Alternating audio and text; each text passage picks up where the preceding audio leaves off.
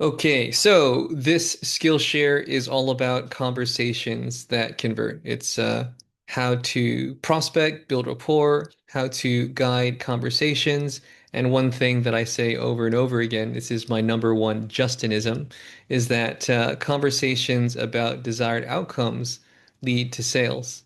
And I'll give you one of my big tips or one of my big points of leverage for driving conversations forward. It's just curiosity.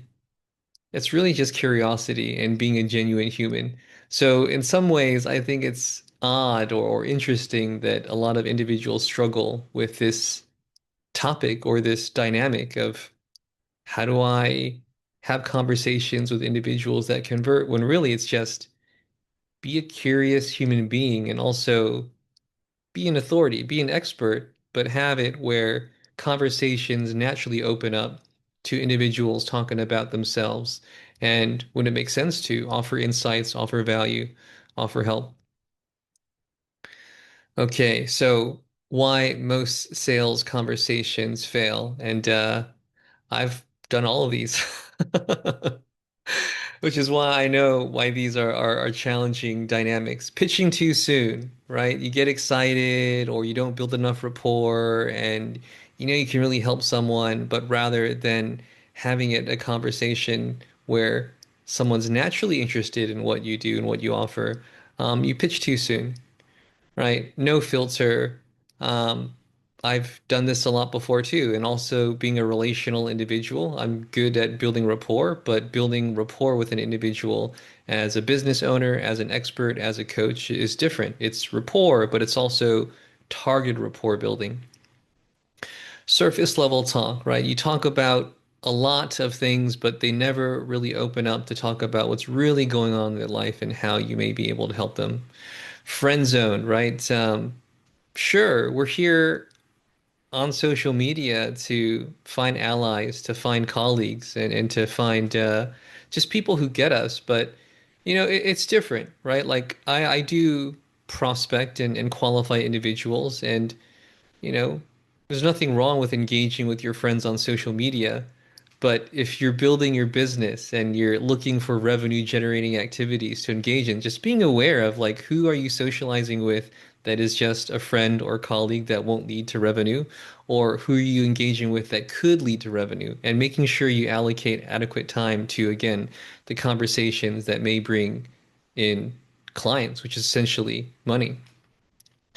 Desperation energy, right? Coming across as needy, wanting to work with individuals more than they want to work with you, which is another dynamic, right? Like you want them more than they want you.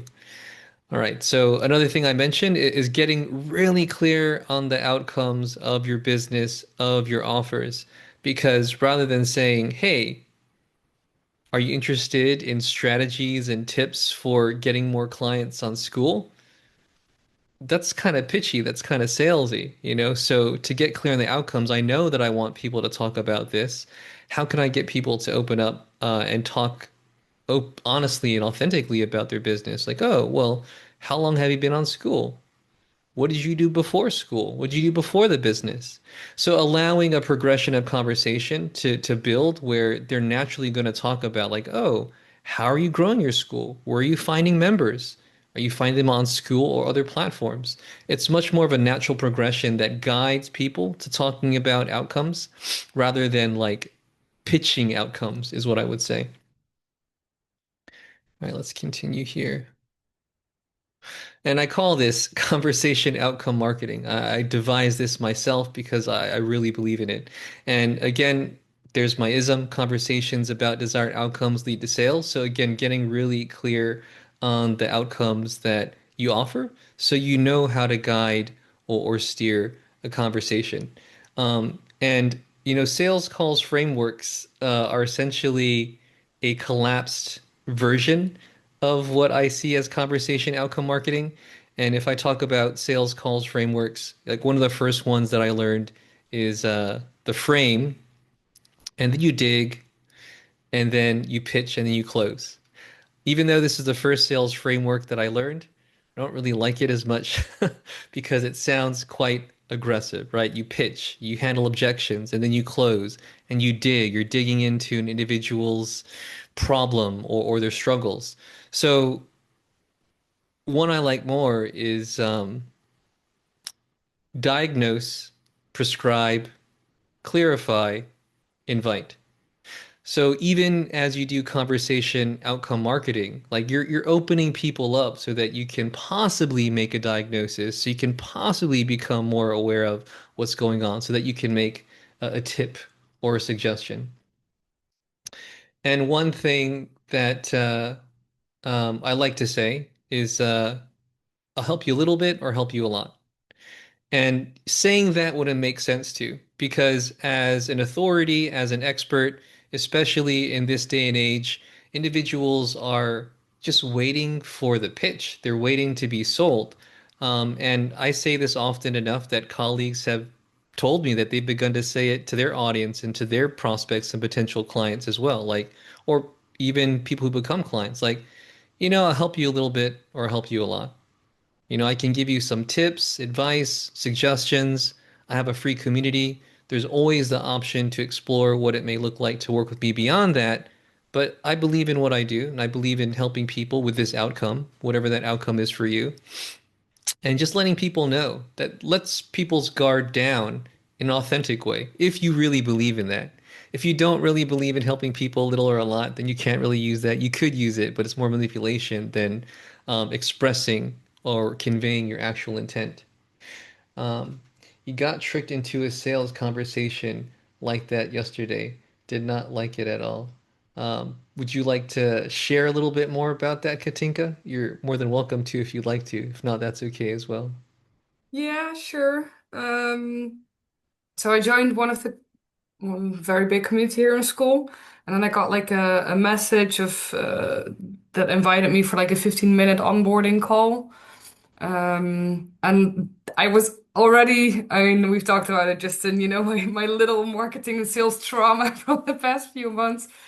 So I was already like, well, it kind of depends, is there anything that's not clear in your community or what is this about? I was already a bit on edge and was like, no, just to welcome you and to just have an idea of, what course you can follow within the community or whatever. So like, okay, fine. And then I called yesterday with the guy, and but it was just a very scripted kind of sales pitch where at some point, I shared a bit about my not looking for marketing, not looking to grow my community as fast as soon as possible. And that's really what it was about, that upsell to their other community that is paid. It was like 1,700 euros a month.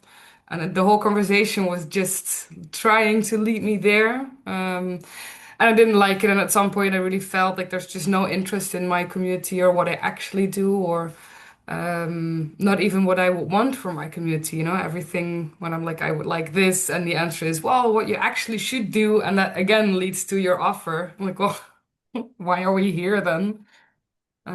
So yeah, it ended very abruptly as well, because at some point I told the guy, like, I'm not even looking to have 100,000 uh, K a month or whatever, what he said, 10K a day revenue and stuff like that. I'm like, I want my community to be healthy and happy now Yeah. and grow in the pace that it won't grow. And then he was like, okay, well, have a great night. And then he hung up and I was like, okay, Yeah. well.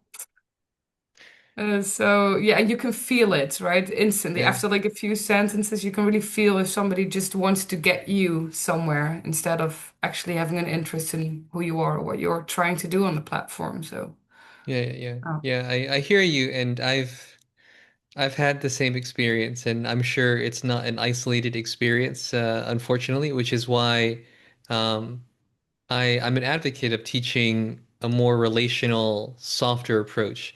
Not any less effective, but a very effective approach. And yeah, one thing that I believe in is also creating your clients. So what a lot of bro marketing is, and I've said it before that I believe in integration. I believe in a healthy balance of feminine energy and masculine energy, which is a healthy balance of yin energy and yang energy. So if you think about bro marketing, why is it have a bad rap? Because it's an overly masculine dynamic of marketing where it's pushy, it's aggressive. They're promoting or marketing their agenda rather than being curious about who you are rather than listening or being receptive to what you want and what you need and what would help you, which is more of a yin dynamic, more of a feminine dynamic. So that said, client creation is essentially some of the benefit of what I believe and what I teach.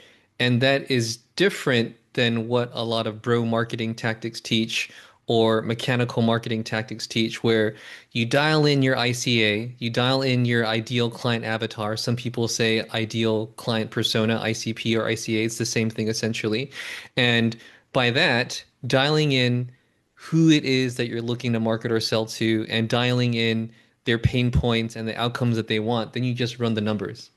Then it's just a volume game where you have the outcomes, you have the pitch, and if you come across the right person within that volume, then they're going to be interested and then they'll buy. But the client creation dynamic is more about resonance. It's more about trust, a relationship, and curiosity. And you create clients because you've offered real value and they trust you and they also want the outcome that you're interested. So it is a mix of volume and resonance, I would say. Um, yeah, so I have a post in my community recently, and it was essentially conversation outcome marketing, and it was really good. And I mean, I say this because I'm also looking to change people's understanding about marketing and sales. And I'll tell you the story. When I was working with a mentor last year, and by the time I worked with him, I'd already done handfuls of high ticket programs and had different coaches and mentors. And he said to me, Justin, and he was helping me with my marketing and sales. He said, Justin, I think you have a very limited understanding of marketing and sales. And I was so offended. I was so offended because I considered myself a marketer and a competent salesperson. But now I know what he meant, and I believe the same, that a lot of individuals have a limited understanding of marketing and sales. And how do we expand that awareness?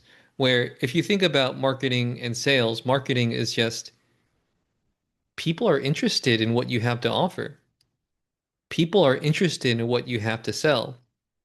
And sales is the conversation that is all about a mutual understanding of the value being received for the money paid. So simple. But when people think about marketing and sales, they think about offer pages or lead magnets or frameworks for sales. But really, it's really simple. And the limited understanding is almost like the rigidity or everything we learned that gets in the way of just a relationship of understanding of what the transaction is all about. So that said, I enrolled a high ticket client, a large one of my larger ones, $6,000, and it was enrolled purely through conversations, purely through being curious about her, developing a relationship, creating that client relationship, and then making her an offer when she was ready. She's not in my community. She never saw an offer page, never attended a free workshop or anything. It was just a series of calls, like one main call where I offered her a free strategy session, um, three check-in calls, and then a client enrollment. So that said, conversation outcome marketing works and client creation also works. Okay, so here's another one, right? So essentially, this is lead gen. Why do I teach people how to grow their school communities? Because every member who joins your community is a lead. And sure, communities are an interesting mix of relationships and transactions, right? You want a relationship with people in your community, and some of the people in your community may never buy from you. And if you're like me, that's completely okay because you believe in what you do. But it's also generating leads because leads are individuals who may become clients or customers. And I'll share with you one reason why I like the community dynamic of building an audience that contributes to your business is that even if people don't buy from you, they're still contributing to your business ecosystem. So I really like that dynamic, right? Like if you think about traditional marketing and sales without a community, you try to offer someone a service or a product, and that person doesn't become a client or customer, like there's no longer a relationship, what benefit does that person have to your business? But within a community, you engage individuals, and sure, I teach about member growth in a community, or lead gen sniping, or lead gen snipering, which is essentially targeted lead gen. But even if you identify that someone isn't a qualified lead, even if someone isn't a good fit for your paid services, they can still be a brand advocate. They can still engage within your community and contribute to your social proof. They can still invite other people to your community who may then buy. So I really like the community dynamic of school because, again, even if people join your community and they don't become paying clients or customers, there can still be a lot of benefit that they can offer to your business ecosystem. But again, what is the key to that? Well, it's all about relationships. So I see this a lot, and a lot of individuals waste time talking with individuals who aren't going to contribute to their business ecosystem, not being a brand advocate, not a fan, not a potential customer or client. And it's as simple as just looking at the information that is available to you for who a person is. So the profile and bio, rather than spending time just responding to people's comments or posts, especially if you're prospecting, like take some time to qualify individuals and see if there's someone that you could possibly create a client relationship from. So profile and bio, right? Click on the name, you see it on School or on other platforms, you see it, and I mean, does it seem like someone you'd want to have a conversation with, right? And does it seem like someone you could help? And of course, there are other tells like, do you help men? Do you help women? Do you help people with families? Gathering any information you can, and sure, because School is a little bit more limited compared to platforms like Facebook or LinkedIn into what you can gather. Like gather as much as you can, but gather some information so that you know if it's worth engaging with them with the intention that this may be someone I can help, rather than engaging with everyone and hoping that you're going to find clients um, by not being intentional. I mean, to me, this sounds really simple, but I think about this a lot, and a lot of people ask me questions about, like, well, how do I actually find people to work with? What other information can you find? You can find communities that they're in. Um, let me show you an example here. Let's just go to School.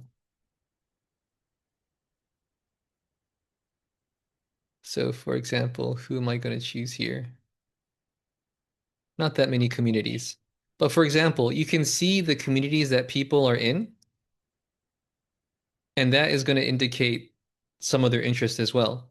Um, and again, there's the bio, there's their own School community, how active they are. If they're more active on School, that's also a good indicator that they're social and they're likely to respond to you and have a conversation with you as well. Also, you have additional links here, right? And this may lead to their Facebook, this may lead to their LinkedIn, this may lead to their Instagram.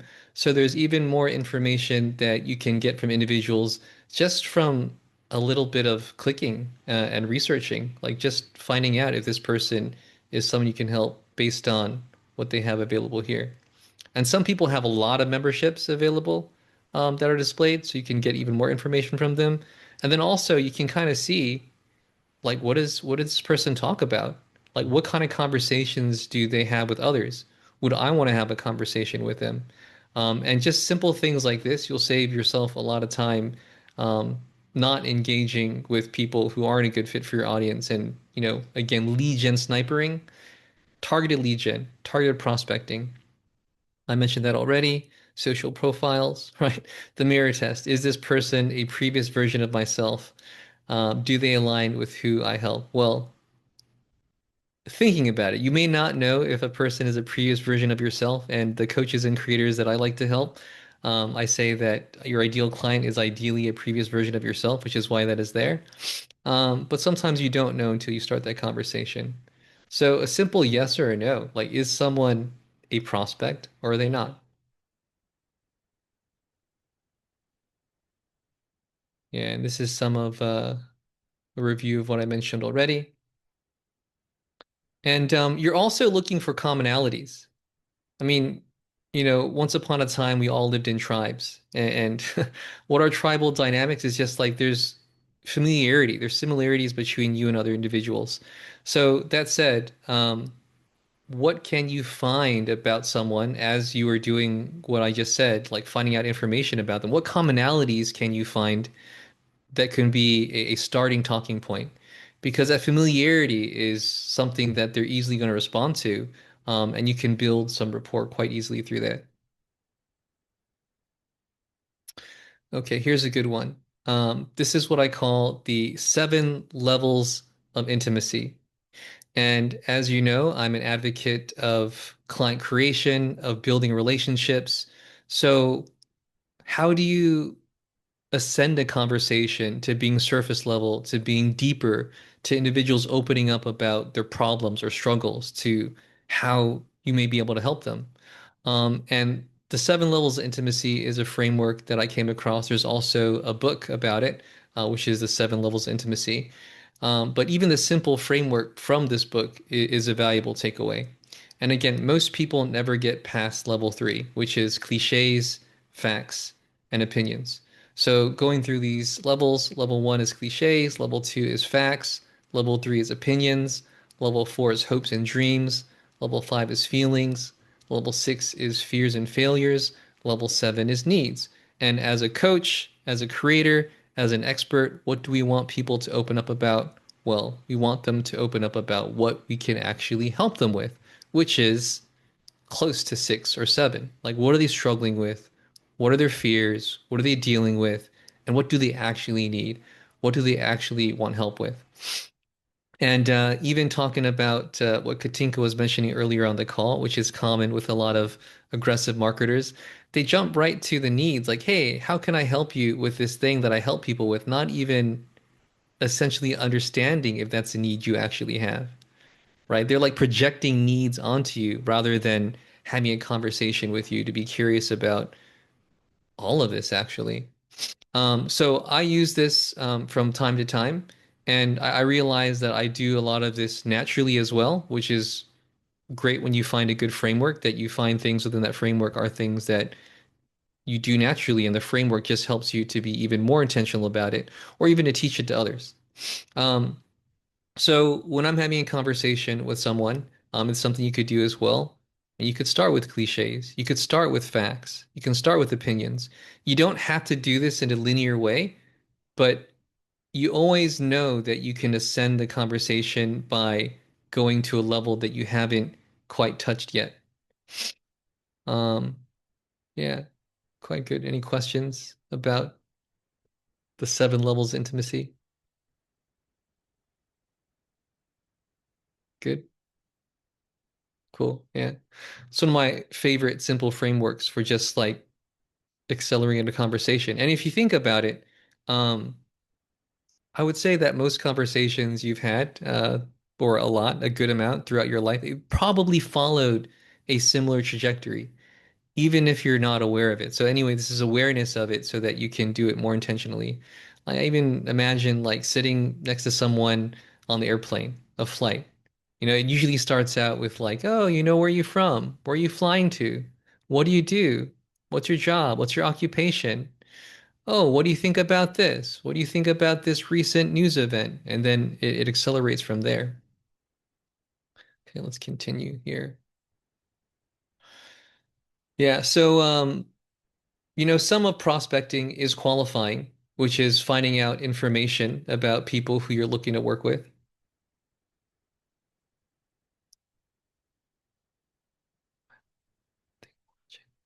Lisa, would you like to ask that aloud and clarify so I can respond to that? Okay, because it was on the levels of intimacy, and I've realized about myself that I can sometimes ask a question, but it comes off as judgmental rather than curiosity. Yeah. Can you give an And so, example? yes, I was in a meeting with one of my clients, and I could tell that she wasn't able to just receive a gift. She felt as though she needed to reciprocate. And so I asked her, why are you not able to just receive? And after I said it, I realized it could have come across a little harsh rather than gentle. Yeah, yeah, yeah. Yeah. So, a few things that's different, but I'm glad to respond to that as well. That's more of a client conversation, correct? It was, yeah. But Yeah, yeah. I can see that I would do that with I could see that I it's my natural nature. And so I I would rather be more gentle in getting to know someone if I see something like that that maybe I can help with, Yeah, yeah. if that makes So, sense. so that's an easy one. Maybe easy. But it's an easy one because my solution is almost to always just declare your intention. Okay. And to have a frame. Like I believe in intentions. I believe in frames. Like even at the beginning of this call, there's a frame. Like there's an expectation of what you're going to learn. And at the beginning of a discovery call or a sales call, I share the intention or I share the frame. Like I even told you about my help you a little bit or help you a lot. So like, hey, I'm here to Hmm. help you a little bit or help you a lot. During this call, I'd like to identify what kind of help that would look like. Is it going to be a little or a lot? Um, so the intention or the frame going into that would be, are you open to some feedback? Can I offer some feedback? Okay. This may be a bit direct. Are you okay with that? Okay. And then they're ready for it, and you're also ready for it. Okay. And I have some colleagues who are very direct and blunt as well, and they use similar declarations of intention, and it's well received. Okay. So, of course, there is the awareness that you have, and I believe awareness is great because with awareness comes intention and then choice. So, your awareness that you may be coming off as a little bit too direct with clients or prospects is really good. So, what can you do with that? You can just declare the intention so that they know you mean well, even if it is direct. And then you can just flow the way you want to flow because you've kind of framed what you want to share. Okay. So then I don't have to hold myself back because I've gotten permission. Exactly. Yeah. Okay. Thank you. Yeah. Yeah. Yeah. And you mean it's up to you. I mean, the main thing is you want them to receive the value. And, you know, even saying like, like if just, this may be uncomfortable, but I'm not here to make you comfortable. I'm here to transform your life. Hmm. Right? Just calling it like it is. But transformation, I know the work you do, and a lot of the work that coaches do is transformational. Transformation can be uncomfortable. And even just saying, like, this might be a little uncomfortable, just you're getting them ready, right? You're Yeah. regulating their nervous system to be a little bit dysregulated, but the dysregulation happens because they're expanding, right? Yeah. Yeah. Yeah. How's that? Thank you. Amazing, as always. Yeah. Cool. Yep. Glad to. And also even with prospects, right? Like I mean, even with you and me, Lisa, it happened, right? I just declared my intention and now we're working together, right? Even in the chat, you were like, I hope you're not trying to get me on a call just so you could pitch something. Remember you said that, Lisa, right? And now we're Yeah. working together and you are a client. I Yeah. said, I like connecting with individuals. I like to network. And I see that you're very active on school. I have no expectations, but I think you'd be someone cool to connect with, right? Um, and it happened that way. So even if people kind of get like objectiony and they have their guard up, just bring it down, right? Just like, I'm here to connect. If you don't want to connect, that's okay. Yeah. What Thank profession? you. What is my profession, Katinka? Marketing and sales. You're right. Yeah, yeah. I have a lot of work to do. Yeah. But I mean, just marketing and sales, just be honest. I mean, it's so unexpected, right? Like, you know. I hope this call's not a pitch, right? Is there going to be a pitch on this call? Like, well, I am looking to connect with other entrepreneurs, and I am someone who helps with marketing and sales. So I'm not looking to sell you something, but there's always an option to explore what it may be like to work with me if you're interested, right? And I think that's a great way to go about it because we are brands, we are experts, we are coaches. It's not that we're not selling, but we're not always selling. Like, yeah, I do help people with this, but I'm not getting you on a call to sell you something. I'm getting on a call with you to connect with you, to provide you a little bit of help. And if you're interested in more help than what's on the call, there's always the option to do that. Okay, so coming back to this, quid pro quo. So this is another issue that comes up a lot. And I'm more aware of it also. Sometimes when you get into this qualifying mode and you're just asking questions, you're not sharing anything about yourself, and people are kind of reluctant to share about themselves. And you especially experience this on like discovery calls as well. And essentially, what I share with you here could be used in an actual live conversation or can be used in the DMs as well.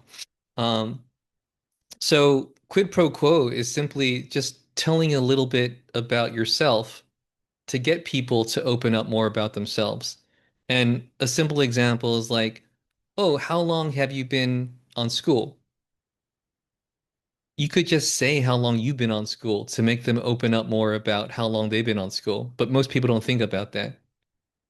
How long have you been in school? Oh, I've been on school for like, 7 months.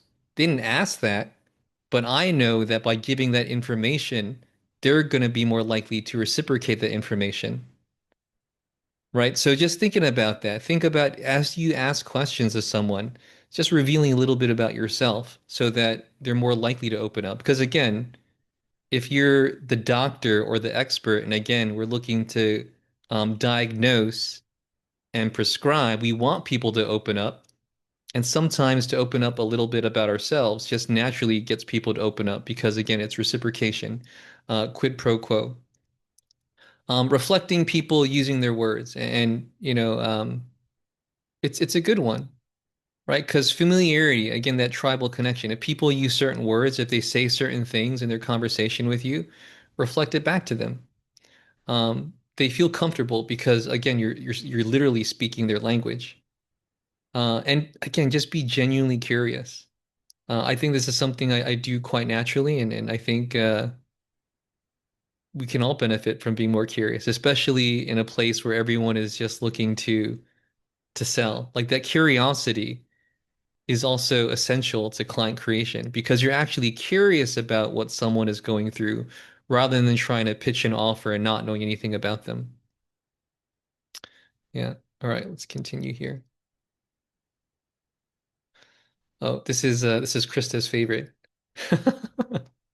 This is the validate share question method. Um, and this is a framework I developed just thinking about how I have conversations and how to have a simple framework that um, moves conversations forward. So one is validate, and then it's share, and then it's question.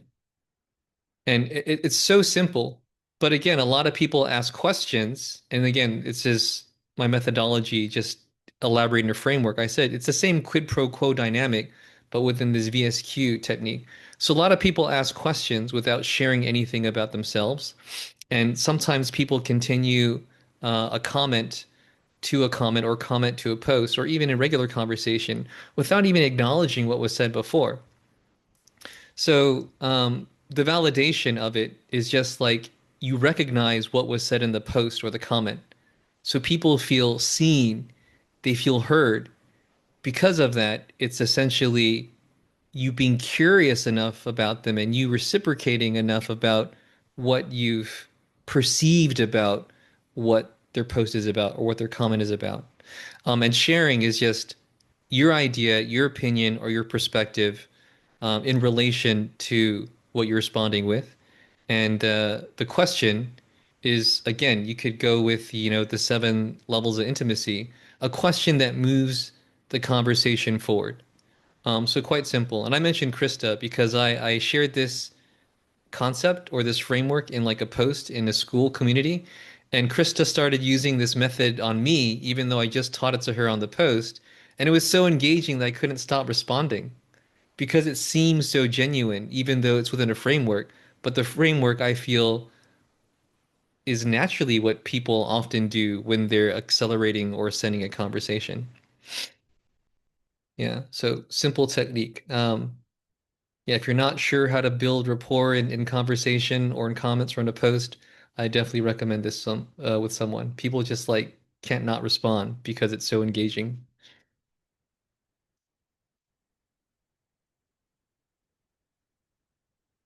All right, so I'll go through this one briefly. But like you're extending, this is something I would use, right? You'd have to use something different for what you look and offer. But especially if people have school communities, like what people are passionate about in their school community is a good question to ask. Because one thing I have in mind for myself is like, how can you recognize something about someone that most people don't recognize? Like, how do you validate something about someone that most people don't validate? How can you ask them a question, a genuine, authentic, curious question that is something most people don't ask? Like if you could do something as simple as that, like you're really going to stand out. And again, not doing it from a place of manipulation, but doing it from a place of like genuine curiosity and genuine connection. So simple flow could be, hey, what's your community about? How long have you been on school?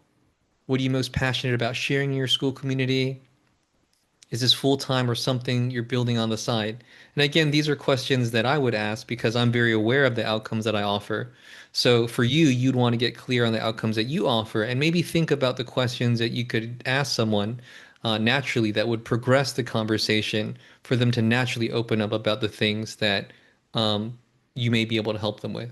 What are your big goals for your community this year? How's it finding new members? Yeah. Krista, you want to share that one aloud?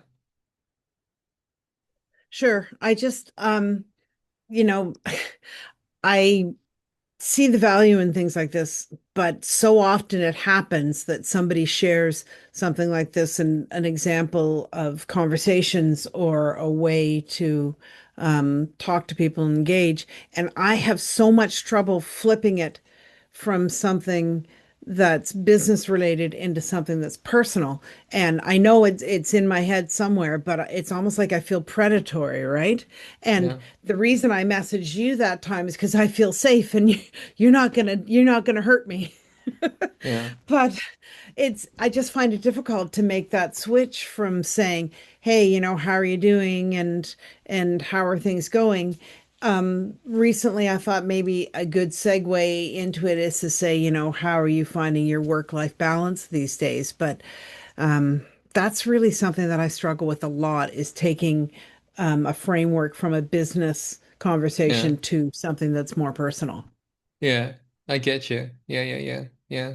There's some nuance there. And part of this is also that we want our profiles optimized so that even if people are conversing with us, like they know what they're expert at, right? Like, okay, you're not just asking about someone's relationships and there's no congruency with what you're an expert about on your bio or what you share in your community, right? So part of it is like people more or less know what you may help them with. And ideally, the people you talk to are such a good fit for what you offer that they're open to it with enough tact and with enough like relational building rapport, you know? That's an interesting one. I think about developing I think about developing a GPT for helping people clarify their outcomes and to clarify what questions they could ask someone to ascend a conversation naturally to um, talk more about their outcomes. Yeah. Again, I think it's just a balance where I have conversations with a lot of entrepreneurs and as you're aware of, like there are individuals who are overly aggressive and because they're overly aggressive and pushy and too salesy, they don't get the sale.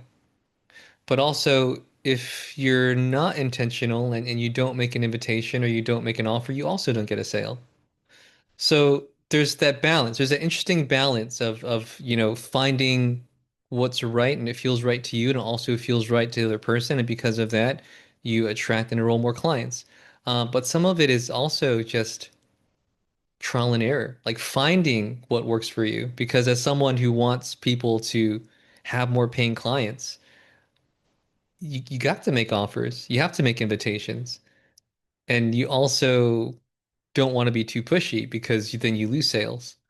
And I'll even say from my experience, because if we're talking about polarities, right? Like there's the polarity of being overly pushy, and there's possibly the polarity of being overly relational. I'm probably on the side of being overly relational, where I'm a bit reluctant to make invitations and offers.